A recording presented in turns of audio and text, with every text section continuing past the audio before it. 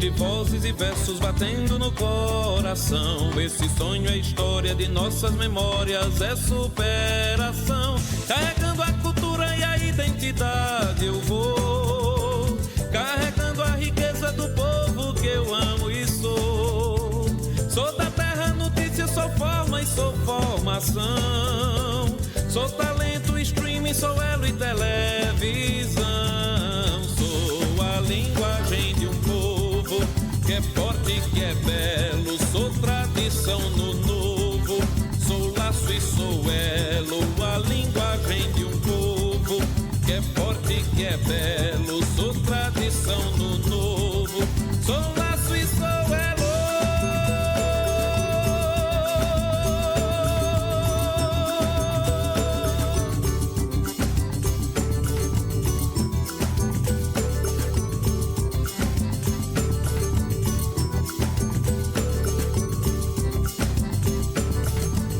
Carregando a cultura e a identidade eu vou, carregando a riqueza do povo que eu amo e sou.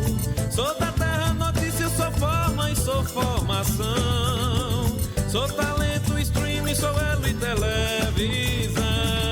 Sou a linguagem de um povo que é forte, que é belo. Sou tradição do novo, sou laço e sou elo. A linguagem de um povo que é forte, que é belo. Olá, bem-vindo a mais um episódio do Causos e Causas. Hoje recebemos a doutora Isabela Lessa, advogada, sócia fundadora do Bahia Lins e Lessa, Sociedade de Advogadas, professora, mestre e palestrante. Isabela traz a bagagem de quem já dirigiu a Escola Superior da Advocacia, a ESA-PE, e hoje é uma voz ativa na defesa da saúde mental e do bem-estar psicossocial, mas, acima de qualquer título, ela se apresenta como mãe de Tobias e de Theo. Doutora Isabela Lessa, um prazer recebê-la aqui no Causos e Causas. André, o prazer é meu estar aqui, tendo essa oportunidade de termos uma conversa, uma troca e voltar a São José do Egito, voltar ao Sertão do Pajeú, que é um local que sempre me abraça e que eu tenho tanto carinho e gosto tanto de estar. Doutora Isabela, eu queria começar conversando com a senhora sobre a maternidade real, né? No seu artigo, a senhora escreveu um artigo esta semana, foi publicado no meu blog, foi publicado também no Folha de Pernambuco, né? E a senhora diz que a vida não interrompe a competência. Como é a dinâmica da casa da doutora Isabela, com Tobias e com Theo? Caótica, mas deliciosamente caótica. Os meninos estão com 12 e 10 anos, então eles estão pré-adolescentes. Eles já têm uma rotina de agenda insana, porque são dois pequenos atletas, então além da vida escolar, além do inglês, eles ainda jogam, cada um em 2 times. E no meio disso tudo, o Bahia Lins e Lessa segue acontecendo, eu sigo dando aula, fazendo palestras, meu marido também é advogado, é procurador do município e segue nisso. E a gente fica tentando compatibilizar todas as necessidades, porque eu acredito que família tem que ser um ambiente em que a potencialidade de cada um possa se desenvolver. Então, isso significa apoiar sonhos, isso significa dar força para fazer o que o outro deseja, mesmo que isso gere o caos delicioso de uma família que organiza 4 necessidades, 4 vidas. E realmente eu entendo que filho não pode ditar 100% da vida da casa, mas dita por muitos anos na prática. E não tem como ser diferente, talvez numa certa medida, porque no início eles têm necessidades muito básicas de cuidado, mas a vida toda, até eles se desenvolverem plenamente, eles terão a necessidade de presença, a necessidade de suporte emocional. E é uma delícia. A senhora fala muito sobre a questão da sanidade mental, né, da saúde mental, nas suas palestras. Eu queria que a senhora falasse para a gente como é que a senhora faz para cuidar da sua própria saúde mental. Eu faço terapia senão eu saio da esfera civil para criminal com alguém. Eu faço atividade física todo dia, então, na atividade física, eu encontrei uma maneira de começar, de fato, o meu dia a dia com autocuidado, porque eu acredito que se a gente não consegue cuidar da gente mesmo, a gente não cuida de ninguém, nem cuida de nada, nem exerce bem as missões. Então, esse é um pacto. E, de fato, eu aprendi a importância da gente ter conversas francas, tanto no relacionamento em casa, como no relacionamento da minha sociedade. Então, minha principal rede de apoio, sem dúvidas, é o meu marido e são as minhas sócias. E com isso, acaba gerando um ambiente de que, quando está muito difícil, eu aprendi a pedir apoio. Eu entendi que eu não preciso fazer tudo só, porque eu não vou dar conta, porque são muitos pratos para equilibrar. Então, eu acredito que quando a gente entende que a gente pode reconhecer essa nossa vulnerabilidade ou essa nossa dificuldade, e isso não nos torna fracos, pelo contrário, nos torna pessoas corajosas e fortes que têm autoconhecimento suficiente para dizer: olha, estou precisando de apoio nisso. Por exemplo, concreto agora, eu tenho viajado bastante e pedi ao meu pai, no final de semana: pai, eu preciso que você entre na rotina dos meninos de uma maneira que eu nunca tinha solicitado, porque eu também acho que quem tem filho, que resolva os seus BOs. Mas é uma fase que eu estou vivendo que tem demandado que eu esteja rodando Pernambuco inteiro. Então, pai entra no circuito, assume os meninos, e aí ele assumiu aí 2 dias por semana fixo, e eu preciso desse apoio. Então, a gente aprender a verbalizar as necessidades, eu acho que é o que mais traz saúde mental para a gente. E a gente normalmente não sabe, a gente espera que o outro adivinhe. Ninguém vai adivinhar o que a gente precisa. Então, a gente precisa dizer: olha, preciso desse apoio. Você consegue me ajudar assim? Então, criar um ambiente de confiança em que a gente possa fazer isso dentro de casa, fazer isso no nosso ambiente de trabalho, fazer isso na nossa família, eu acho que garante uma saúde mental mais protegida. Muito bem. Doutora, eu queria que a senhora falasse um pouco qual foi o caso mais engraçado ou desafiador que a senhora viveu, tentando equilibrar o papel de diretora da ESA com o papel de mãe. Veja, na verdade, na diretoria da ESA, eu acho que foi uma das épocas que eu mais viajei, porque a gente tinha esse projeto já de interiorização muito firme. Eu primeiro fui vice-diretora geral e depois diretora geral, na mesma gestão que foi durante a gestão de Bruno Batista. E a gente pegou a pandemia. Então, a escola, ela passou rapidamente, conseguiu se modernizar, e a gente passou a fazer várias lives. Só que o meu caçula era muito pequeno. Ele tinha 4 anos. Ele fez 4 anos na pandemia. Então, eu tenho várias lives com ele no colo, porque eu não ia sair no meio da live. E simplesmente eu pegava ele e botava no colo para ele se acalmar. Então, tem várias lives com ele no colo, mostrando que é possível equilibrar isso, fora algumas lives com uma sirene no fundo, um barulho de um leão, uma bola batendo em alguma coisa na casa, e tudo bem, e tudo bem. Tudo bem, né? Doutora, vamos falar sobre o artigo da semana? Esse artigo que eu publiquei no meu blog, que foi muito importante. A senhora escreveu que o bem-estar profissional, psicossocial, precisa caber na vida real. Por que as empresas ainda têm tanta dificuldade, doutor, em entender que o filho doente não é um atraso na planilha, mas parte da vida do colaborador? É um problema cultural que, na verdade, gera uma situação como se não fosse possível criar um meio de equacionar a nossa vida pessoal com a nossa vida profissional, com as nossas entregas. Isso vai ter que rotacionar o eixo. Eu não posso me preocupar, talvez, apenas com o número de horas que o funcionário está ali. Eu tenho que me preocupar com a entrega. Ele, quando está ali, ele entrega. Vou dar um exemplo muito concreto. A minha funcionária de casa, que é meu braço direito e me ajuda na logística caótica do dia a dia, ela descobriu que o filho tem autismo. Isso tem uns 3, 4 anos. Quando ela descobriu, ela ficou muito aperreada, porque ela precisaria colocar dentro da rotina dela o levar Reginaldo para os tratamentos, para as terapias, para tudo. E aí eu disse: calma, Vamos ver na prática o que isso significa. Porque ela trabalha comigo de segunda a sexta. Vamos ver se a gente consegue acomodar, vamos achar um meio termo. E, de fato, ela toda quinta-feira chega lá em casa já às 11h30 da manhã. Por quê? Porque ela leva Reginaldo para terapia. Isso é garantir saúde mental. Porque imagina se essa pessoa, ela tivesse tido, se ele tivesse precisado deixar de trabalhar, e o trabalho nos coloca no mundo, ele nos dignifica, ele permite que a gente se identifique como alguém. Quem sou eu? Eu sou Isabela, sócia do Bahia Lins e Lessa. Quem é a André? Do Causas e Causas. É assim que a gente se identifica. Imagina se eu tenho que abandonar isso para cuidar de um filho.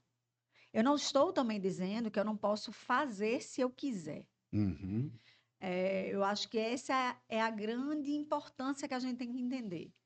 É tão legítimo a maternidade de quem opta vivê-la sem viver o mercado de trabalho, como precisa ser estruturado um meio termo para que a mulher possa maternar, porque a maternidade é essencial para o futuro da sociedade, mas ela também possa estar no mercado de trabalho de uma maneira saudável. Ah, Isabela, na prática, na sua casa, como é que passou a funcionar? Eu passei a ter uma pessoa que se sentiu respeitada e valorizada. E que ela passou a ter uma relação conosco totalmente diferente. Porque é uma relação em que ela pode ser mãe. Ela não precisa deixar de ser mãe para trabalhar, nem precisa deixar de trabalhar para ser mãe. Então, a gente precisa trazer isso para o mercado de trabalho, porque uma mulher que precisa se reinventar para equilibrar todos esses pratos, ela vai desenvolver habilidades que o mercado quer. Veja, a habilidade de gestão de projetos, a habilidade de gestão de matriz de urgência e importância, matriz de Eisenhower, é algo que uma mãe faz diariamente. O menino está doente. Qual é a urgência? Medicar o menino. O menino precisa ter organizado um material para levar para a escola amanhã. Isso é importante, mas não é urgente. Dar atenção ao meu trabalho é urgente. Então, veja, essa gestão do dia a dia materno, se ela for vista como um desenvolvimento de soft skills, a gente fala tanto hoje de soft skills, Uhum. essenciais para o mercado de trabalho e essenciais para algumas funções. Eu sou uma pessoa que lido com o problema dos outros. Meus clientes não me procuram porque eu sou uma advogada legal. Eles me procuram porque tem um problema, que ninguém quer advogado. Ninguém quer advogado. A gente precisa de advogado ou percebe que o advogado é um valor de suporte, no caso preventivo, nas empresas, de suporte decisório, de estruturação de regras claras. Mas essa habilidade também de eu ter mais clareza de que eu preciso resolver isso agora, eu desenvolvi por conta da maternidade. Porque antes da maternidade eu era muito mais procrastinadora. Porque, não, eu faço depois. Não, agora não tem depois. Se eu não fizer agora, eu não vou fazer. Porque a minha rotina é cronometricamente milimetrada. Então, essa habilidade, ela não tem um valor dentro da empresa? O liderar um projeto enquanto você está um olho na missa e o outro no padre, como a gente diz. Também é uma habilidade essencial. E a maternidade desenvolve. Veja. Eu estou aqui, em São José do Egito, mas eu já monitorei se meu pai, que era quem ia dar esse suporte hoje, pegou um na escola. Já confirmei se meu marido vai conseguir pegar o outro 2h30 na escola. Por quê? Porque a vida ela está acontecendo, a vida ela vai exigindo isso. Então, a gente precisa entender que a mulher hoje, talvez esse seja o maior ganho da modernidade, ela pode escolher. Se ela não quer ser mãe, tranquilo, ela não é menos mulher por isso. Se ela quer ser mãe e se dedicar integralmente a isso, se for uma opção dela, vá. Se ela quer ser mãe e estar no mercado de trabalho, tudo bem. A potencialidade da maternidade, ela precisa ser reconhecida como um valor de desenvolvimento de habilidades. E é muito interessante porque eu falo muito especificamente quando eu assumi talvez o meu primeiro grande cargo de gestão foi como coordenadora do curso de Direito da Faculdade Nova Roma, em Recife. E eu fui convidada para ser coordenadora de curso, o meu mais velho tinha 7 meses. Ele tinha 7 meses e eu fiquei receosa. Poxa, ele é muito pequeno, não sei. Enfim, isso entrou na minha pauta. E eu tive suporte, né, no meu parceiro de vida de dizer, vá que a gente vai dar um jeito. E ele é essencial nisso, porque é uma decisão familiar. E eu recebi o MEC. E quem é coordenador de curso sabe que receber o MEC para o reconhecimento de curso é algo gigantesco, grávida do segundo. Eu estava com a barriga enorme e andando a faculdade inteira com os avaliadores do MEC. Isso tirou a minha força? Não, pelo contrário. Então, a gente precisa entender isso. É mais desafiador? É. É muito mais estressante do ponto de vista psicológico, porque você está eternamente pensando e tendo que planejar outras coisas. E eu sempre digo, uma mãe, culturalmente, ela é o estratégico da casa. É ela que vai pensar se tem fruta, não tem fruta. Ela pode até pedir auxílio operacional. Hoje em dia, ainda bem que tem iFood e a gente resolve à distância. Facilitou muito a vida. Mas ela vai estar eternamente pensando. Hoje, antes de viajar, eu fiz questão de deixar a lancheira dos meninos pronta, o café pronto na cafeteira, para poder seguir a minha rotina. Isso me deixa tranquila, porque eu sei que facilita a hora de sair para a escola. Então, são pequenas coisas que levam a gente a perceber que o cuidado, ele pode ser manifestado mesmo em meio a uma rotina caótica, uma rotina insana, e que a gente não precisa escolher não, tá? Porque os meninos ainda eram muito pequenos quando a gente fundou o Bahia Lins e Lessa. E é uma sociedade de advogadas e, na verdade, hoje nós somos um grupo de 14 mulheres que trabalham juntas. A gente não nasceu com essa intencionalidade, mas a gente começou a ver, inclusive, que esse era o principal branding jurídico que a gente poderia dar para os nossos clientes. Já que cuidar é feminino, já que cuidar é coisa de mulher, traga o seu negócio, traga o seu problema, porque a gente vende cuidado jurídico estratégico. Então, Ótima é isso. sacada. Doutora, a senhora fez uma palestra essa semana em São José do Egito, sobre direito das famílias e saúde mental no trabalho. Qual a conexão jurídica direta entre esses dois mundos que muita gente ainda não percebeu? É que muitas vezes a gente, quando entra no curso de direito, a gente acaba sendo incentivado e faz parte, talvez, da própria metodologia que a gente aprende na escola a ver as coisas como caixinhas, né? Pequenas gavetas. Então, a gente estuda direito das famílias ali como se fosse uma caixinha dentro do direito civil, a gente estuda ali o direito do trabalho como se fosse uma outra caixinha. E, na verdade, as questões são interdisciplinares. Elas se interinfluenciam reciprocamente. Então, por exemplo, a pauta de licença maternidade. Será que ela é uma pauta de direito do trabalho ou ela é uma pauta de direito das famílias? Então, a gente precisa começar a questionar. E na hora que a gente tem uma lei que mexe na licença paternidade, será que a gente não está tendo uma reviravolta de modelo de qual é o papel dos pais dentro das famílias? Será que a gente não está começando a reconhecer que é possível, sim, que tenhamos pais presentes? É necessário que tenhamos pais presentes e que um pai pode ser melhor na criação de um filho que uma mãe. Não é porque eu sou mãe que toda mãe é boa, toda mãe. Não. Eu tenho mães que são péssimas, tá? E tenho homens que muitas vezes também foram retirados do pleno exercício desse papel culturalmente. Eu digo muito isso a minhas amigas, né? Agora não, porque todas as minhas amigas já têm filhos maiores, mas quando a gente foi tendo bebê, eu dizia: deixa ele fazer. Ele vai dar banho diferente de você, ele vai trocar fralda diferente de você. Talvez dê uma coisa errada, mas ele vai criar um vínculo também que é só dele com o filho. Hoje em dia, meus meninos estão numa fase que, se eles não estiverem doentes, eles têm muito mais conexão com o pai do que comigo. Por quê? Porque são todos três loucos por futebol. Quando eu falo logo de futebol, é logo que eu sou peba, que eu não entendo nada de futebol. Até acho que eu comecei a entender alguma coisa, né? Passei a usar futebol, inclusive, como analogia nos meus treinamentos, tá? Dentro Olha, de empresa, para ver se eu entendia melhor o jogo. Mas isso é saudável. Porque na hora também que eles veem que a minha habilidade é necessária, então, medicamento ou um dengo, eles vão me procurar naturalmente. Ou como o meu mais novo aprontou algo na escola, com mais 4 amigos, que é um quarteto que a gente chama de Quarteto Fantástico. Então, daí vocês tiram o que acontece na escola. E aí ele virou para mim e disse: Mas mãe, eu acalmei todo mundo, viu? Porque eu disse a eles: minha mãe resolve problemas, podem ficar calmos, que eu vou chamar minha mãe e ela vai resolver. Porque pagam para minha mãe resolver problema. E eu achei fantástico a segurança dele, que ele podia levar a bronca que fosse depois, até levou.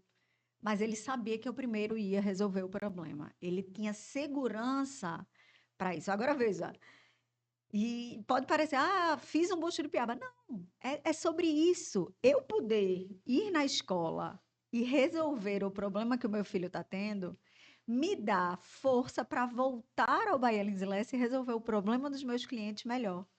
Porque não tive que escolher onde eu estava. E aí a gente vai vendo onde é que isso também reflete essa intersecção. Eu só posso ter saúde mental no trabalho se eu tiver tempo para viver. Então, respeito de jornada, respeito do direito às férias. Quais são as melhores lembranças que a gente tem da infância? As minhas envolvem férias, normalmente.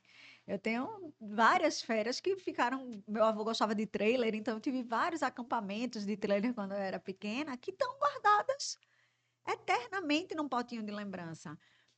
Se diz que a gente vai passar 80% do nosso convívio maior com os filhos, ele acontecerá até os 12 anos.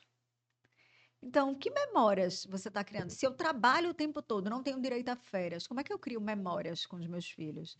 Se eu não tenho direito à desconexão, o que é direito à desconexão? Se eu estou em casa, mas eu estou tendo que responder e-mail do trabalho, eu estou tendo que entrar no WhatsApp do grupo da empresa e responder, eu não vou ter saúde mental, porque eu vou estar em casa de corpo, mas mentalmente eu continuei no trabalho. Então, as empresas elas precisam entender que permitir que uma pessoa, seja ela, permitir que uma pessoa seja parte integrante e ativa da sua família, traz um funcionário muito mais produtivo. Hoje em dia, você tem empresas maiores, claro, que tem um departamento de felicidade. A gente tem na Heineken, o nome, inclusive, é Departamento de Felicidade. Eu não sei se acho o nome ideal, não vou problematizar a semântica envolvida, mas que tem que ter um departamento que pense, pode ser o RH, no caso de uma empresa menor, ou uma alta gestão e uma diretoria que pense nisso, no bem-estar do funcionário. Meu funcionário consegue ser uma pessoa, ou eu quero um funcionário que só seja funcionário a qualquer preço, porque isso vai diminuir a produtividade. Isso não é sustentável a médio e longo prazo. Então, quando a gente começa a ver essas questões, a gente vai vendo essa interseccionalidade. E a nova NR1, né, que é o tema que eu tenho trabalhado muito e auxiliado muitas empresas a implementarem, ela parte disso. Uma empresa que, de fato, tem uma política interna que permite, agora inclusive é lei, né? Então a gente vê que a NR1 ela vem num cenário legislativo de várias alterações, ela não vem como um fato isolado, porque a 15.377 ela é posterior às alterações da NR1. E ela diz o quê? Olha, as empresas elas têm o dever de sensibilizar e os funcionários têm um direito a uma folga remunerada para fazerem exame de mama, exame do colo do útero e o homem o exame do câncer de próstata. O que que a legislação está dizendo? Cuidar da saúde é dever também da saúde do funcionário, é dever da empresa também. E veja, um funcionário que está com a saúde em dia, concorda que ele falta menos? Lógico. Então, o absenteísmo nas empresas, ele precisa ser monitorado como fumaça. O que que essa fumaça está indicando? O que que está gerando aqui, né? Ou uma bandeira vermelha, se preferirem. Qual é o indicador por trás? O que que ela está informando para a gente? Então, ela está informando provavelmente que a pessoa não tem tempo de ir no médico. Uma lei que diz que uma mãe vai ter direito a uma folga remunerada para filhos até 6 anos por ano para que o filho vá no médico, como? Como é que você equaciona a vida real assim? Você não equaciona. É impossível. Agora, se a empresa tiver um banco de horas Essa empresa foi e permitiu um padrão de comunicação que permita, olha, vou levar meu filho ao médico, porque declaração de comparecimento não abona a falta. É uma dúvida Uhum. muito comum quando eu dou treinamento em empresa se declaração de comparecimento abona a falta. Não abona, tudo bem. Mas concorda que se a empresa acata e diz, não, vá, você me avisou, agora o funcionário tem que avisar, né? Não pode ir e depois falar. Fala antes, comunicação. Eu vou levar meu filho ao médico. Esse funcionário, provavelmente, na hora que chegar no trabalho e que for produzir, vai produzir muito melhor do que se tivesse preocupado porque tem um ano que não consegue levar o filho ao médico. Então, a gente precisa entender que trabalho nos insere socialmente, claro, nos dignifica socialmente, mas não pode nos tirar a dignidade de ser gente. Então, é sobre isso. Verdade.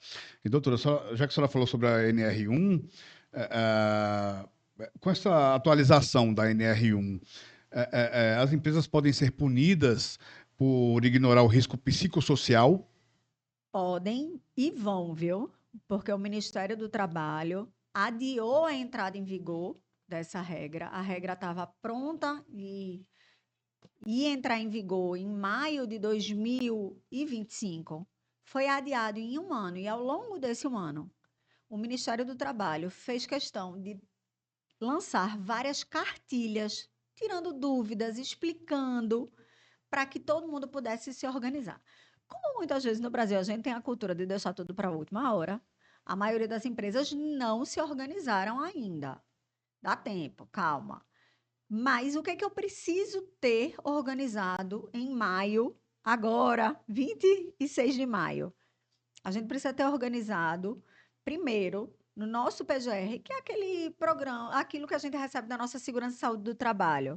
Antes se mapeava o quê? Riscos químicos, riscos físicos. Se eu trabalhava, por exemplo, na cadeira, se aquela cadeira é confortável para trabalhar muitas horas, o computador, se eu trabalho num posto de gasolina, se eu estou exposta ou não a algo insalubre, enfim. A análise era essa, era químico, físico e ergonômico. Agora, junto a esses riscos, eu tenho que mapear os psicossociais. O que é isso, Isabela? Risco psicossocial é uma perspectiva individual? É uma perspectiva clínica do sujeito que precisa fazer terapia porque está depressivo? Ou do sujeito que é bipolar? Ou do sujeito. Não. É uma perspectiva ambiental, é uma perspectiva organizacional. Se o ambiente não Se adoece o ambiente ele não adoece ele. psicologicamente. Exatamente. E o que que me adoece no trabalho? Me adoece no trabalho fofoca, apelidos e desrespeito, assédio, Sério. metas impossíveis de serem batidas, ser diminuído no que eu faço, não ter tempo de me cuidar. Aí isso pode criar um clima adoecedor. Então, a gente precisa entender que isso é uma coisa que o Ministério do Trabalho deixou muito claro. Ninguém vai ter que ter psicólogo para atender funcionário, não. Eu tenho analisado muito PGR e muito GRO por conta exatamente dessa análise, né? De quais são os riscos psicossociais. Aí eu recebi de uma empresa, cliente nossa, que foi recomendado ao motorista que ele tenha uma psicóloga e ele tem atendimento terapêutico, porque senão ele vai ter burnout. Veja, ok, o trânsito de Recife é um inferno. Tudo bem, é estressante, mas não é essa a perspectiva que a norma está falando. O que a norma quer é que seja compreendido as dificuldades do trânsito de Recife, é que a empresa elabore um padrão de comunicação que seja viável, que não faça uma rota logística impossível de ser cumprida, que a empresa tenha tolerância e maturidade na gestão das entregas, para perceber que se chove em Recife, as entregas não serão cumpridas a contento, porque o trânsito vai piorar, porque é adoecedor se eu achar, meu dia só acaba se eu fizer 10 entregas. Então é diferente, eu não tenho que ter uma terapia, eu tenho que ter uma organização. Então as empresas vão ter que se organizar. O desafio é que isso é para todas as empresas, pequenas, médias, grandes. E claro que o que ela vai ter que ofertar como padrão de bem-estar vai variar. Imagina, uma empresa com 3 funcionários, eu vou ter que ter uma psicóloga ali dentro? Claro que não, não é sobre isso. Agora, vou ter que ter os riscos mapeados? Vou.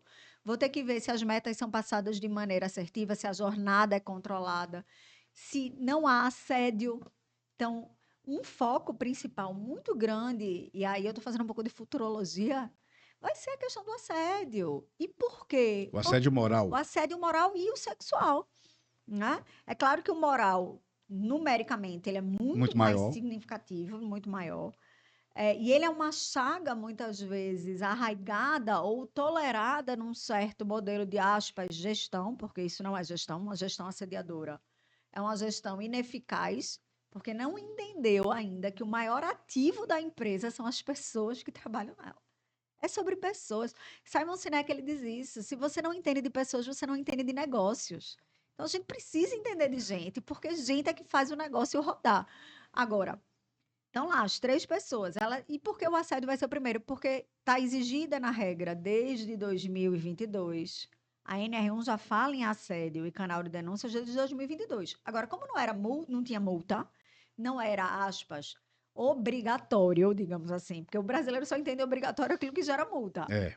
Só quando E mexe no bolso. no bolso. Aí, agora, onde é que eles vão começar? Eles vão começar monitorando isso. Então, se a sua empresa ela tem ou já teve ações que envolvam de funcionários que saíram assédio, já liga o alerta. Se a sua empresa tem um FAP, o que é o FAP, né? O fator acidentário de prevenção, ele mede e sai anualmente qual é o risco de acidentes que aquela empresa tem. Vamos começar a entrar aí também os acidentes psicossociais. Por exemplo, burnout foi reconhecido como saúde ocupacional já tem um tempo. Então, a gente precisa aprender a monitorar os nossos atestados. As ausências do meu funcionário, eles são causados por quê? Ah, não monitoro, não sei. Os atestados são de CDF? CDF são todas essas doenças, transtorno de ansiedade, depressão, burnout. Quais são as razões das ausências dos meus funcionários? Eu tenho que saber, porque eu posso estar tendo um ambiente adoecedor. Aí você poderia me dizer, que eu escuto muito isso, mas a gente está numa sociedade doente mentalmente, de fato. Talvez o nosso padrão de interação, a nossa hiperexposição, que é um lado negativo da tecnologia que aproxima, também afasta, Uhum. ela, de fato, estamos numa sociedade assim, mas o que a gente vai ter que provar e a empresa vai ter que ter organizado é uma documentação robusta que mostre que o adoecimento não foi ali. E não foi ali por quê? Porque o clima organizacional é bom, porque ela tem práticas internas e políticas internas que facilitam o dia a dia. É muito interessante porque eu fui implementar o regimento interno num cliente e ela disse: olha, ela tinha várias unidades de uma clínica popular. E aí ela disse: olha, nessa unidade você vai ter muito problema, porque eles são muito difíceis. Aí eu disse: tá, deixa eu sentir. Aí eu fui, quando acabou o treinamento, aí ela já saiu dizendo: não acredito, eles interagiram, eles tiraram dúvida. Eu fiz: veja, tem metodologia por trás. Há uma forma, não é feito uma palestra, é uma interação qualitativa para que eles se sintam pertencentes e validem as regras. E aí passou alguns dias do treinamento, ela me mandou uma mensagem: eu nunca imaginei que regra gerasse tanta segurança e bem-estar. Gera. Previsibilidade gera segurança. Eu falei aqui da minha rotina insana.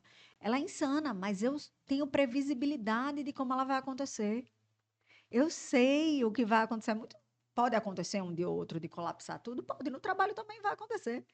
Mas se em regra a gente tiver previsibilidade, olha, para quem eu comunico uma ausência, para quem eu comunico um atraso, isso é muito mais salutar do que imagina uma empresa que eu não sei para quem eu falo. Aí um dia eu falo para um, aí leva um esporro do outro. Aí um dia eu falo para o outro, leva um esporro do um. Isso gera um ambiente adoecedor. Então a gente precisa entender que clareza de regras e clareza de padrão comunicacional. Como a gente se comunica, como o líder fala com a equipe, como o líder exige que a equipe fale entre si, e isso já gera um ambiente não adoecedor. Então, por isso que eu digo, a gente precisa, na verdade, de mais compliance dentro das empresas. Uma empresa ou outra vai precisar de um psicólogo? Vai também. Mas para todas as empresas é essencial? Não, e não é isso que a norma fala. Muito bem. Doutora, a senhora fundou uma sociedade de advogadas, né, o Bahia Lins e Lessa, e eu queria saber se ter um escritório majoritariamente feminino, se isso muda a forma como vocês geram a saúde mental da equipe. Muda porque foi uma construção não intencional inicialmente a gente ter uma sociedade de advogadas. A gente sabe que o mercado jurídico ele é um mercado onde os donos de escritório, onde os CEOs eles ainda são majoritariamente homens. Estou falando de grandes escritórios. Nós, mulheres, somos a maioria da advocacia, mas nos grandes postos nós não somos a maioria. Então, quando a Bahia Lins e Lessa nasceu, a gente nasceu como sociedade de advogados. E aos poucos a gente foi contratando só mulher. E a gente foi vendo que isso gerava um ambiente até de acolhimento, de troca, de poder chegar ali e dizer, olha, meu filho hoje está doente, e aquilo ali não ser olhado como um absurdo, da gente poder dizer, olha, hoje eu estou com uma TPM danada, hoje eu não estou bem, eu estou enxaquecada, porque, enfim, coisas que viraram trocas num ambiente muito mais seguro do que se tivesse um homem ali. E aí foi sendo construída essa mudança, a gente de fato mudou de cor, a gente usava Fendi, Fendi é uma cor que não é cor, né? Fendi é uma cor de burro quando foge, porque nem é cinza, nem é bege, nem é verde, nem... Enfim, a gente usava o Fendi, e aí a gente foi para o Marsala, que é uma cor feminina, mantivemos o cinza, porque era Fendi com cinza, a gente manteve o cinza, e literalmente a nossa logo, que é um BL desconstruído, ele era dentro de uma caixinha. E aí a gente saiu da caixinha e começamos a ver que isso é uma potência. Então, a gente muitas vezes faz programa, aula de automaquiagem no mês da mulher. Por quê? Porque todas têm esse interesse. Esse mês agora, se todo mundo bater as metas operacionais do escritório, a gente vai assistir O Diabo Veste Prada, todas juntas. Por quê? Porque todas querem, porque a gente troca essas informações. Eu brinco, lá sempre tem comida. Eu digo, minha gente, o que é isso? Parece a feira. Porque uma diz, ai, é que eu trouxe a farofa que eu fiz esse final de semana. Ai, que minha mãe fez isso e mandou para vocês. Então, vai virando esse ambiente e que essa troca, ela não gera dispersão. Ela gera um pequeno descanso para que se volte ao foco. E poder ser quem a gente é, permite que a gente produza mais. E a gente vive isso na prática, além de ser uma delícia na nossa sociedade. Poder dizer que a gente desconstrói diariamente aquele mito de que mulher não trabalha bem com mulher, de que em ambiente que tem mulher tem mais fofoca. Eu trabalho dentro de empresas e eu vejo no meu negócio muito menos problemas com fofoca do que numa empresa que só tem homem. O homem ultimamente também anda fofocando muito também, né? Fofoqueira é gente. Aumentou-se o número de homens que fofocam, né? Talvez seja, talvez seja. Na verdade, eu acho que é porque eu não estou falando daquela fofoquinha normal, Não, ele tá falando de fofoca fofoca pesada. pesada, Aquela que destrói, que né? destrói, que A é destrutiva. negativa, que humilha, que diminui, que é feita para colocar o outro para baixo. Isso é coisa de gente ruim. Não é de homem ou mulher, é de gente. Justamente. Então, a gente precisa tirar o gênero de algumas noções, porque não é por ser mulher que a pessoa faz aquilo, é por não prestar como pessoa. Justamente. É diferente. Desse jeito. A senhora está certíssima. Assina embaixo. Siga a relatora. Simbora. Doutora, com a sua experiência acadêmica e institucional, seu nome tem sido fortemente ventilado aí para se surgir, né, tudo indica que vai surgir uma vaga do 5º Constitucional no Tribunal de Justiça de Pernambuco este ano, né? Eu queria que a senhora falasse um pouquinho sobre o que motiva uma professora e advogada militante a buscar uma cadeira de desembargadora neste momento da carreira. São 20 anos de advocacia raiz, né? A advocacia no balcão do fórum, a advocacia militante ali. Todo dia eu advogo majoritariamente no Tribunal de Justiça. A gente falou muito da minha atuação no preventivo das empresas, que é ligado à compliance, mas eu atuo com o direito das famílias para a pessoa física, que é a gestão de pessoas e seus lutos dentro das casas. Então, veja que, na verdade, eu já atuo com essa intersecção famílias e trabalho, né? Que eu vou falar um pouco, que eu falei um pouco na OAB de São José do Egito, mas Por que o quinto? Porque eu sei as dificuldades que o advogado e a advogada sofrem para exercer o seu papel no sistema de justiça.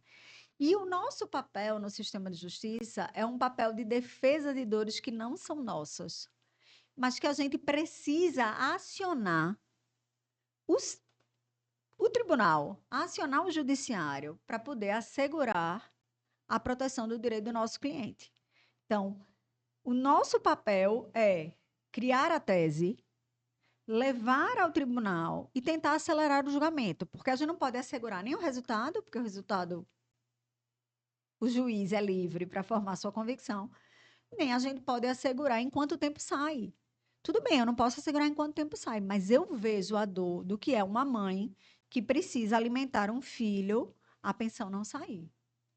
Ou eu vivencio, junto com minha cliente, a dor de ter, numa decisão familiar, parado de trabalhar por 15 anos e ouvir do judiciário que ela não precisa de pensão alimentícia para ela provisoriamente, porque ela está em idade laboral. Ela está em idade laboral, mas ela ficou 15 anos fora do mercado. Será que ela não precisa de um suporte provisório para voltar ao mercado? Que era o que a gente defendia na tese. Então, eu vejo que o advogado e a advogada, a gente está na ponta da dor do cliente. A gente pega essa dor que normalmente vem de uma vivência, no caso do direito das famílias, vem de uma vivência que ninguém queria estar vivendo, porque ninguém casou para se divorciar, ninguém casou para ter que fazer partilha de bens, ninguém teve filho para ter que regulamentar a convivência depois. Então, essa dor a gente organiza e leva para o judiciário. E o que é o quinto constitucional? É um espaço de oxigenação, é um reconhecimento constitucional de que a pluralidade de olhares ela é enriquecedora. E aí essa pluralidade ela tem que vir de alguém que atua naquele tribunal, porque para quem é da área jurídica, a gente sabe que atuar no Tribunal de Justiça tem uma dificuldade, atuar no TRT tem outra dificuldade, atuar na Justiça Federal tem outra dificuldade. Então, é importante procurar alguém que milite de fato no Tribunal de Justiça. Um outro requisito que há muito tempo eu defendo para quem quer ir para o quinto ou vai para o quinto é a importância de ter tempo de voluntariado pela classe. É muito fácil surgir na hora da campanha e dizer: olha, me escolhe para essa vaga coletiva, me escolhe para te representar, certo? A OAB é um espaço de voluntariado. Você já prestou serviços para a advocacia pernambucana? Porque eu presto há 10 anos. Eu estou aqui desde 2017, começou em 2016, mas desde 2017 ativamente contribuindo. Já fui diretora da escola, diretora acadêmica, depois vice-diretora-geral, depois diretora-geral. Já fui presidente da Comissão da Mulher Advogada em Pernambuco, fazendo a nossa atualização do Plano Estadual de Valorização da Mulher Advogada.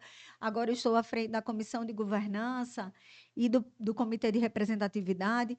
Então, esse é um espaço coletivo. E aí o terceiro está ligado ao professor. A gente precisa contribuir para o aprimoramento técnico do tribunal. Então, eu sou professora de processo civil.